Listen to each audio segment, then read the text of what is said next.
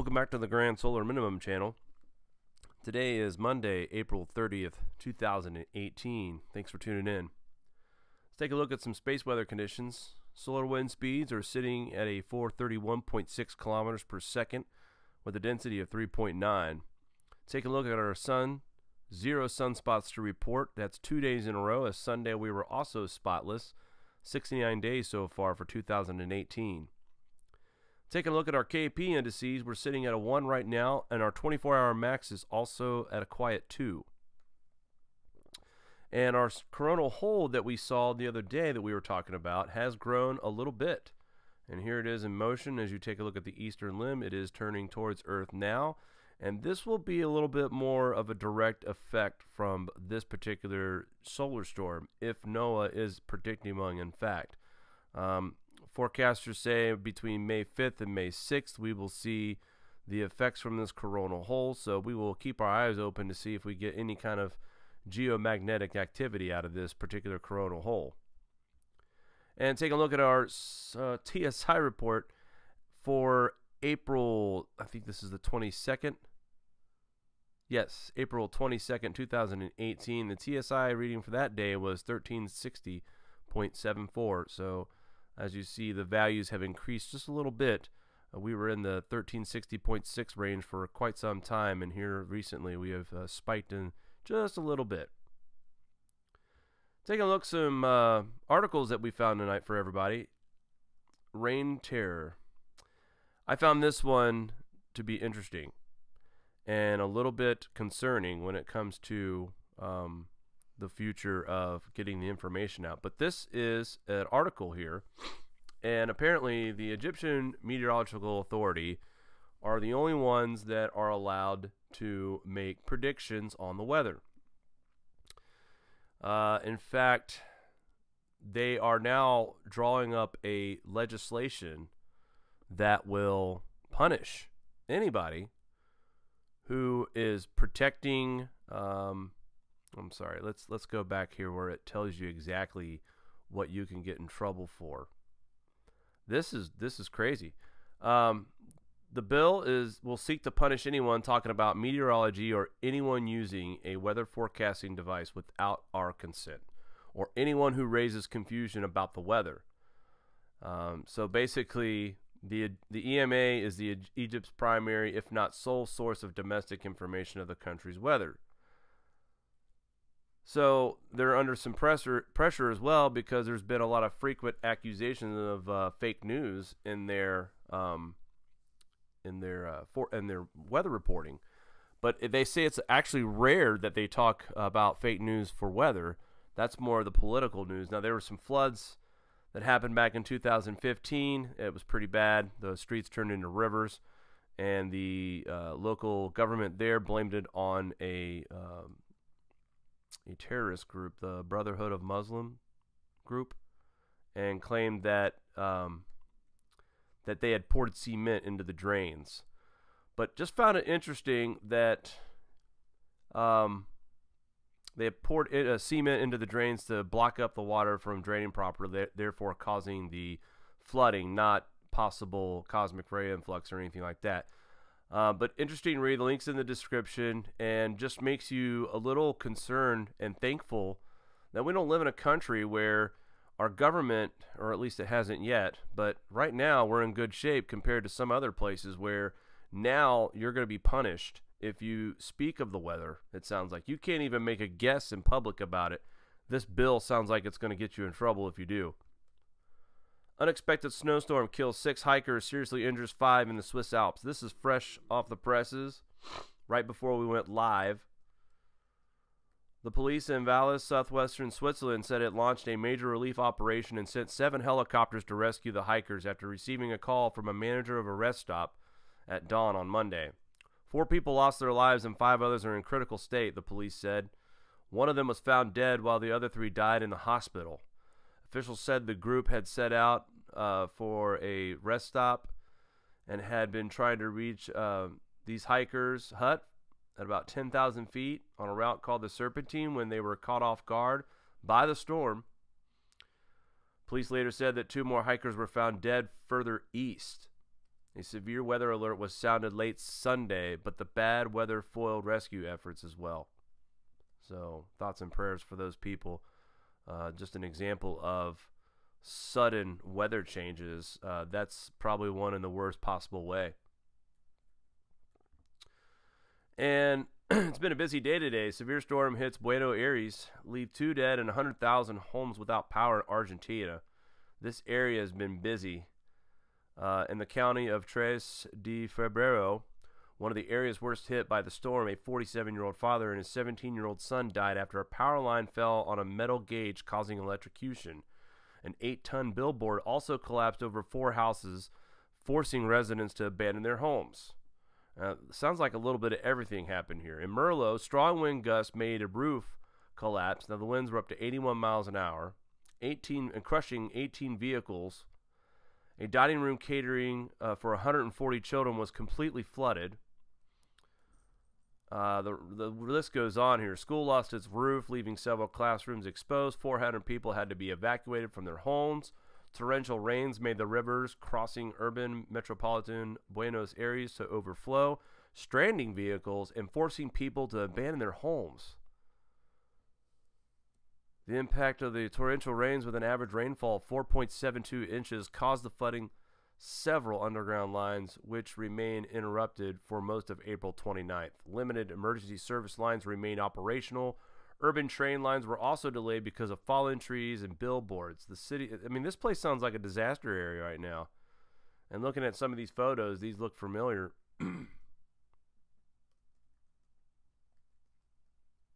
Jeez. So great work once again by the watchers. But man, look at the destruction, the wind. Look at this is the billboard that fell. That's incredible. That's some serious wind, folks. And saturation, too. Trees that are falling over, uprooted. Wow. Not playing the video. Last time I did that, we got blocked worldwide. Links in the description, guys. Go check it out on the watchers. Some amazing pictures here of some very strong weather. 9 killed in a landslide in Luyang. Luyang. It's Luyang. It sounds like Yingling, but it's Luyang. I remember trying to pronounce it earlier. In the city, China, of Shanxi province. Authorities said the landslide happened around 4:57 local time Monday morning in the village in Liling City. More than 100 firefighters, rescue workers, and medical staff were at the scene, along with 4 large machines and 5 ambulances. The search and rescue operations were conducted by early Monday afternoon, and there are also more video footage of this mudslide. Although the cause for the landslide has not been confirmed, mountainous prefecture out here is known for deadly landslides, especially during heavy rains. A landslide hit the same city in 2008 that killed 19 people. So, the last time this happened was during a solar minimum. Link is in the description. Dust storm. And no, we're not talking about the Sahara for once. Dust storm reduces visibility to 0, causes a 29 vehicle crash in Nebraska. That's right, the Cornhusker State. Nebraska State Patrol said the dust blew in from farm fields along I-80 near York, triggering a 29 vehicle accident, which 1 person died and 15 were injured. The patrol said wind gusts in the area reached around 60 miles per hour. That is not cosmic ray influx and cloud nucleation. Wow. We're used to seeing these pictures in the wintertime, guys. Visibility is at 0. This is normally when the other white stuff that's slippery and sticks to the ground is falling, not dust. So talk about a bizarre situation. Well, I mean, I guess they get dust storms from time to time out there in the farmlands that are dry. But we've seen it all so far this year in the United States. Dust storms, blizzards, floods, epic floods. Floods in northwest Indiana where people were calling it 500-year floods. Link in description. Go to watchers.net. Or watchers.news. They do an awesome job at reporting news that we just don't see in our mainstream media. A little bit of update for the weather this week, guys. Things start to heat up tomorrow night. We will see cities at risk for severe thunderstorms on Thursday afternoon. This is where the biggest risk is. This will include us right here in Buffalo, New York, all the way down to Dallas, Texas. Now, this is Thursday night. Tuesday night, we're also expected some weather as well. And I'll go ahead and show you here on the map. I'll get my handy-dandy circle out since I didn't pull the right one up. But the storms will start up right here in this area where my circle is. So straight up and down will be the first swath of severe thunderstorms. The threat will start on Wednesday night. A very thin line, though. It's nowhere as thick as this right here. And as we move into Wednesday night, we start to see the severe threat moving just slightly to the east. Still parts of Oklahoma and Texas. Not only are they affected Thursday to Thursday night, but they're also affected Wednesday to Wednesday night. So this storm system will move through the east. And, you know, I've been here in Buffalo now. This is going on year 2 for me. But I've never seen as many as severe thunderstorm warnings up here. And I know Mari can actually vouch for that. We saw 2 or 3 last year, just not normal. And it's not even summer yet, and we're already getting the threat for severe weather. And then, what, May 3rd, May 2nd? Well, last year what was very unusual was the tornado that hit the Hamburg Fairgrounds, which is just down the road from us. Yeah, well, less than 20 minutes away from us, I might add, actually. Well, we went down to Hamburg where we shot the footage of the waves on Lake Erie. So not very far from us at all, but let's pay attention, guys. Some areas from Buffalo, Detroit, Cleveland, Indianapolis, Chicago, Peoria, Illinois, St. Louis, Springfield, Kansas City, Missouri, Fort Smith, Little Rock, Arkansas, Tulsa, Oklahoma, and Dallas, Texas.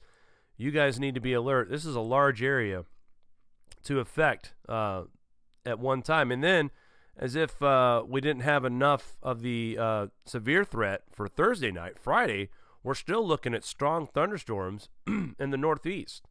So from Northeast Ohio into upstate New York, to Boston, we will see that. And here's what's fueling it, guys.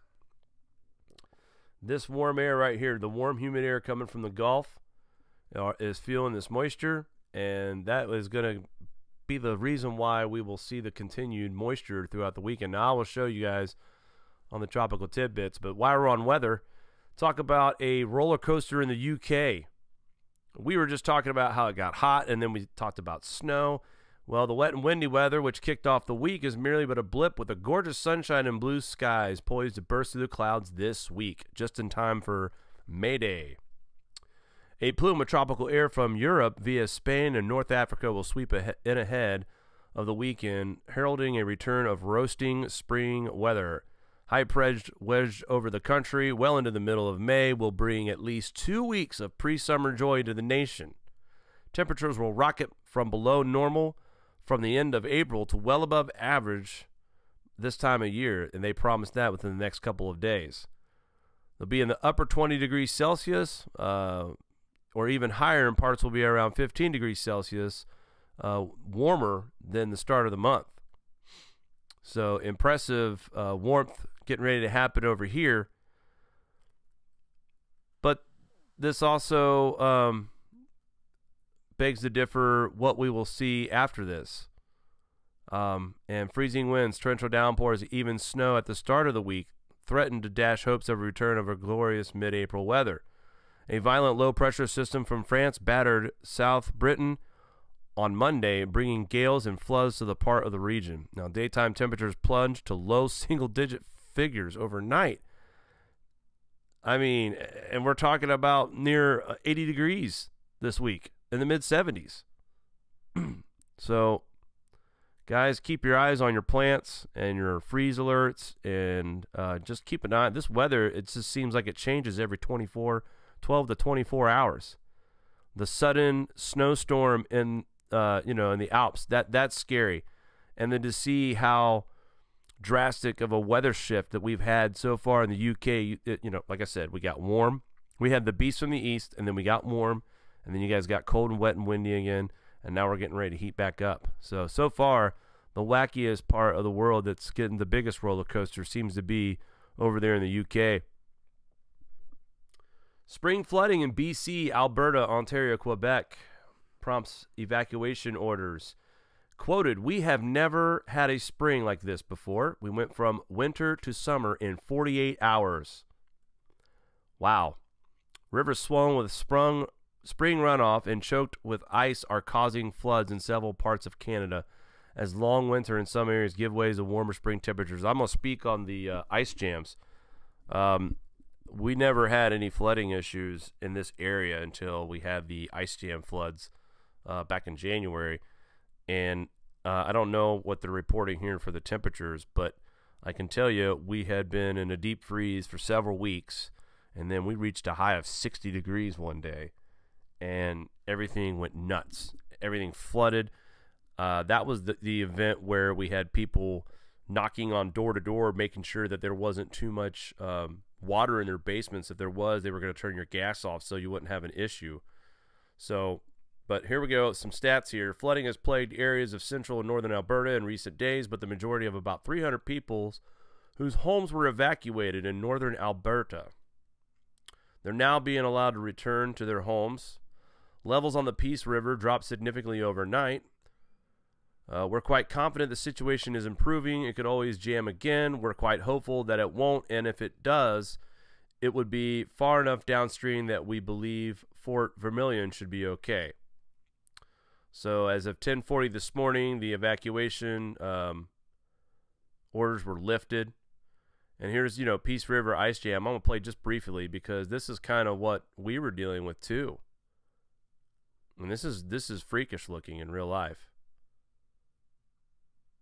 Awesome stuff there.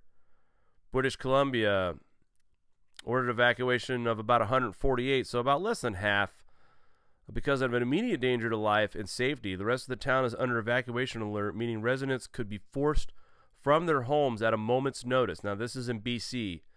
The district declared a local state of emergency on Sunday, as did Cariboo Regional District, where 74 properties were evacuated.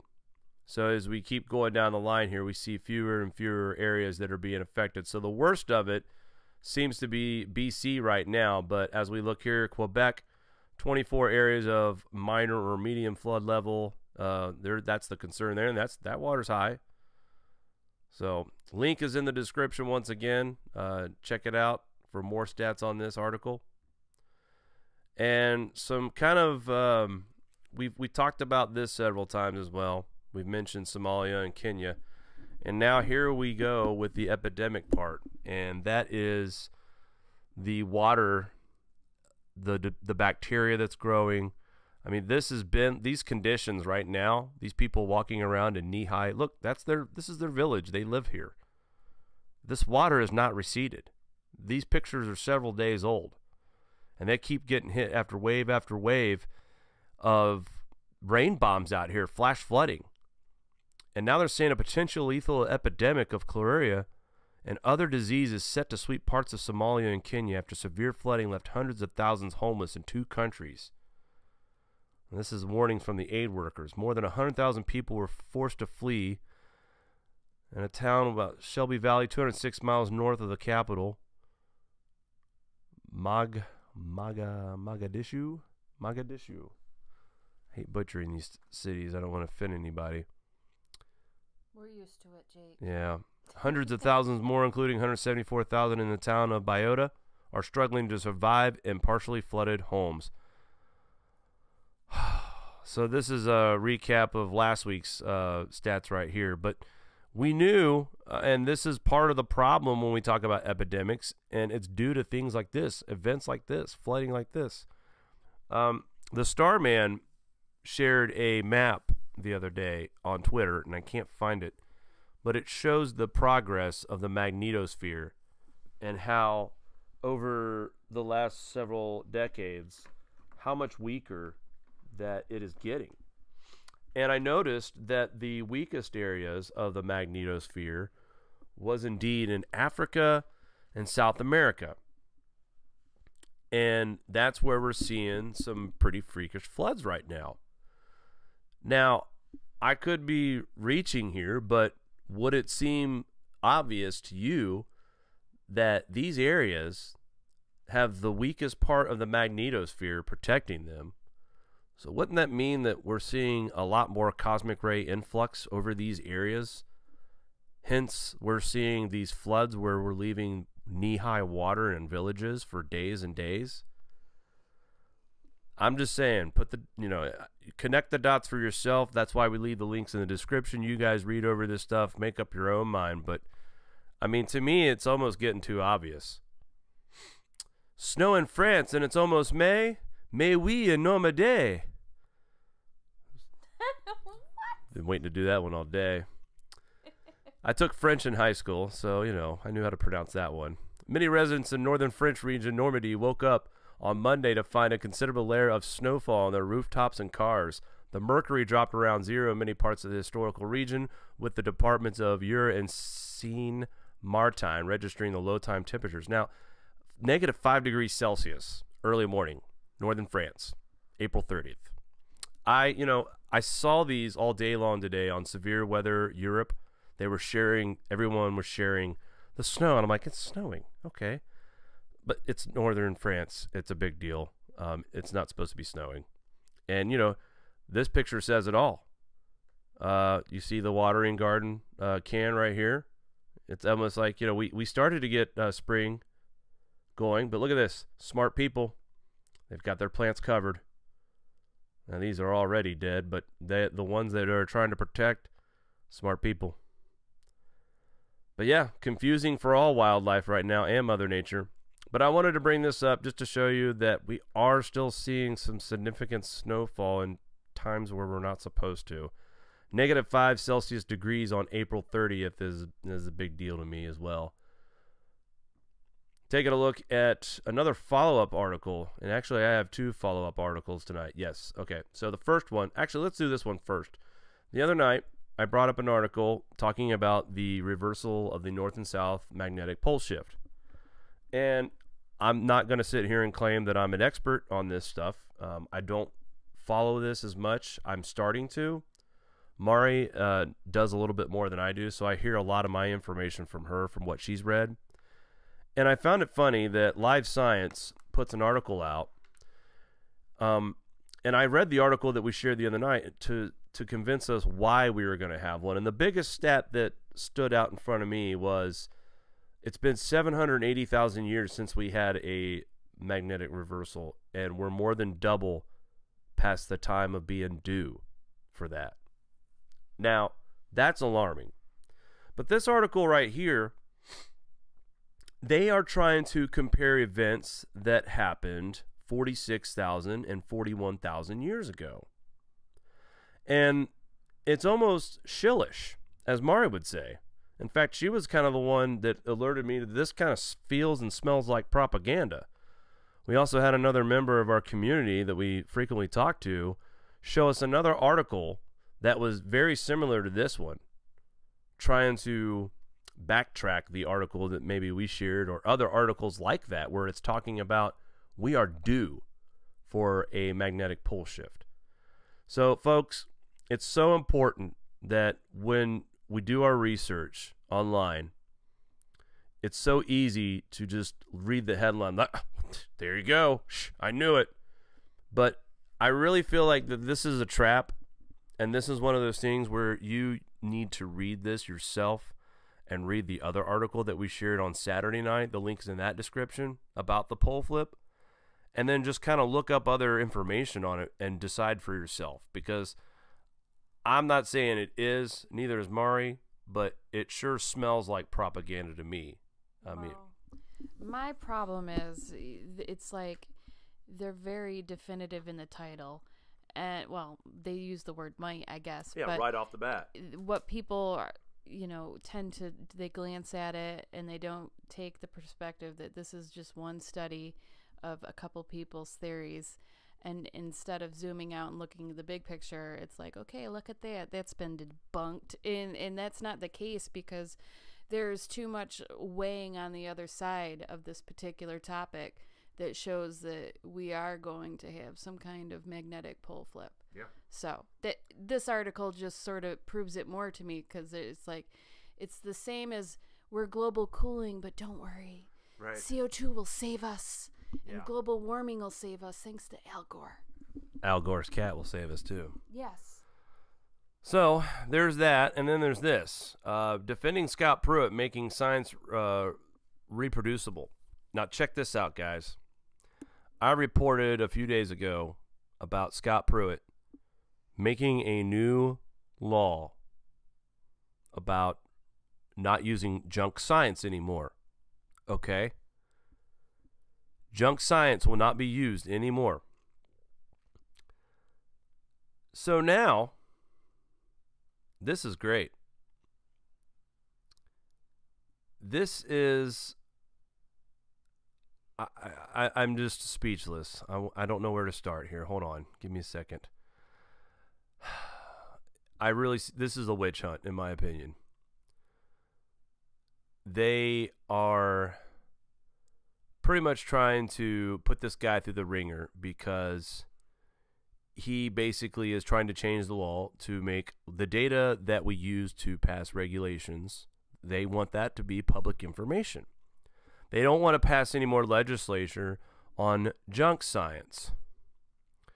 But what they spun it as is that Pruitt, here it is. We see in March 2018, 16th, Scientific American Scott Pruitt expected to limit science used in to make EPA pollution rules. So they're making fun of this headline. Pruitt expected to limit science used to make EPA pollution rules. Oh my God, those darned knuckle-dragging anti-science Republicans are at it again. But what it really meant was Pruitt's initiative is expected to require EPA, when issuing rules, to rely on only scientific studies where the underlying data are made public. It's an idea that House Science, Space, and Technology Chairman Lamar Smith has been campaigning or championing for years now. He and others argue that the EPA has been crafting regulations based on secret science to advance its regulatory agenda. Now, why am I talking about this? This man had to sit through congressional hearings, and it was an entire day, and this writer suggests that he wasn't sure these were warranted.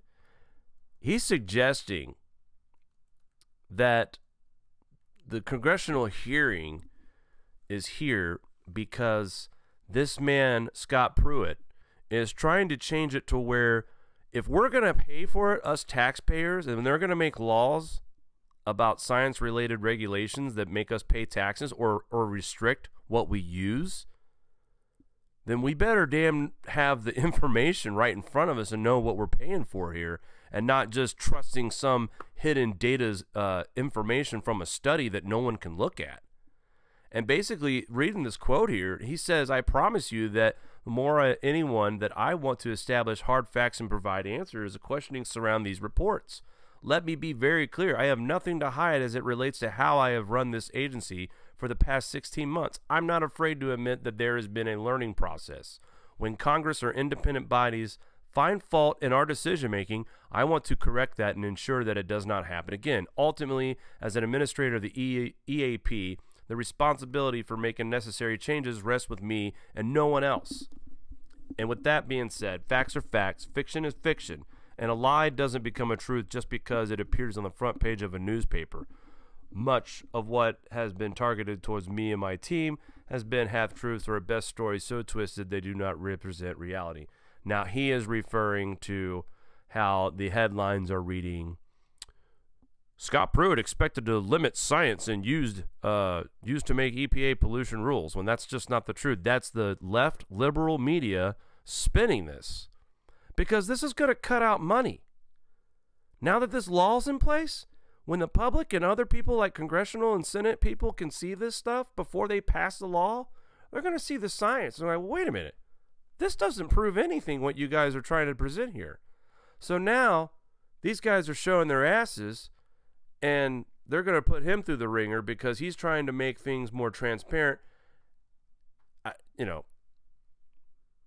This is more of an opinion, but it just feels like that they are putting this guy through the ringer because he's trying to change regulations that could possibly hurt future pockets, future linings of their pockets, lobbyist money, whatever you call it. It's going to affect it. Trust me. All right. After all that, I've had an awesome day, Mari. How's the chat? You've had an awesome day.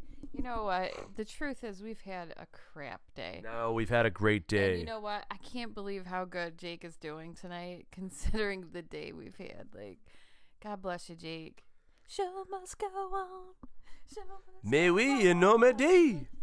So, chat's going good, by the way. great. We got all sorts of people in there. Rob's entertaining people, talking about being commando and all that. So we're doing good. Oh, Rob, put some undies No, on. that's me. Oh, you mean he was my actually fault. a That's my commando? fault. I thought you meant he was telling everybody that he was going commando Well, in the that's what I chat. turned it That's into, ridiculous. And it's my fault. But so I'm sorry. I didn't think so. That doesn't sound like Rob. It So sounds like Mari. yeah, I know. way to go, Mari. Sorry. Jeez, did you forget what channel you're on? I did. Okay. Sorry about it. So, with that being said, let's take a look at our weather one more time. Wednesday, that's when we start to see this low-pressure system develop across the central part of the country. They say the weather threat will be in the heartland, Nebraska, Colorado. That's where the story will start. And as we progress through into Wednesday, we see that storm really get its act together by late Wednesday night into Thursday morning.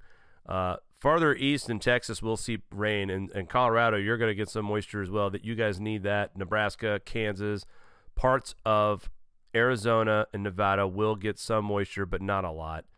And as we roll out to Friday, this system finally starts to start trekking eastward, as GFS has got this a little bit sluggish compared to what AccuWeather is forecasting. AccuWeather's got severe storms starting on Thursday night for the Northeast, and GFS is saying that we are going to see just rainfall by the weekend here. So I kind of hope that the GFS is telling the truth, because this one looks a little bit more, in my opinion, what we've watched over the past several days about this coming up storm. The rain totals look a lot less heavier than what previously thought of. So that's kind of some good news there, because this region really, this is an area right here where the green is and on over to the east. They don't need any more rain. These areas do not, in Minnesota, the Dakotas, they don't need any more rain. Where we need the rain is in the southwest, is in New Mexico and Texas and parts of Oklahoma and Nevada and Arizona, Utah, Colorado. That's where, you know, those are the areas we need the rain. But where it's happening right now is more than enough. So let's hope that these rain totals stay back as the GFS is suggesting here. But it's more good news for Texas, though. Parts of southern Texas, too. You're going to see some rainfall as well. Now, that's starting on Saturday as the storm system tries to get its act together. But that quickly moves through the south and then just kind of hugs the coast for a little bit into Monday. And by early Monday, that storm, right now, it's tracking a little bit off the coast. But if that thing shifts about 50 miles, we're talking about possibility of rain showers along the East Coast. So going into next week, we have one storm system to deal with also a warm-up. But then the following week, we get more action and more rain in a lot of the areas that we already see. Like this storm right here, next Thursday on the 10th, this almost looks identical to how this one's getting ready to start up. And sure enough, the rain track on this is almost identical. Wow. So that's getting a little bit more predictable possibly, but it looks like that we are going to continue to see wave after wave of rain, constant rain, in areas that we don't need any more rain in. It's just a fact. I showed you guys a map a few days ago about, boy, I like these temperatures though. I showed you guys a map on how many days we can get in the fields. Well, that number is going to start going up after today. We're starting to see way less blues. The only areas that we're seeing cold and snow now are in the higher elevations. Spring is truly here, guys. May will usher in, finally, spring-like weather, and almost in some areas, summer. We're talking 80s in the deep south, 90s in the southwest. Texas, you're going to get hot in the 90s. So just a typical May into June pattern setting up nicely over the United States. And I'm going to tell you right now, folks, after the winter we've had, I am ready for some warm weather. Honestly, I could care less if we sweat our butts off this summer, because I'm going to cherish this warm weather. A little bit of it. Our furnace was still on this morning. And Cold, maybe one more morning, and then it hopefully can go off on May 2nd. You know, who knows? Rob's saying he sees snow in this right now. Do we want to, like... Rob. I'm going to throw ice cubes at him. Rob, stop it with the snow. All right. Just stop it. All right, guys. He's never wrong. No, he's not. Damn it. Listen, that's going to do it for us tonight. Thanks for tuning in on the late edition of this show, guys. Tune in tomorrow. Might be 8:30, might be 9 o'clock. We'll see how the day goes, right? All right, thanks for tuning in, guys, and we'll talk soon.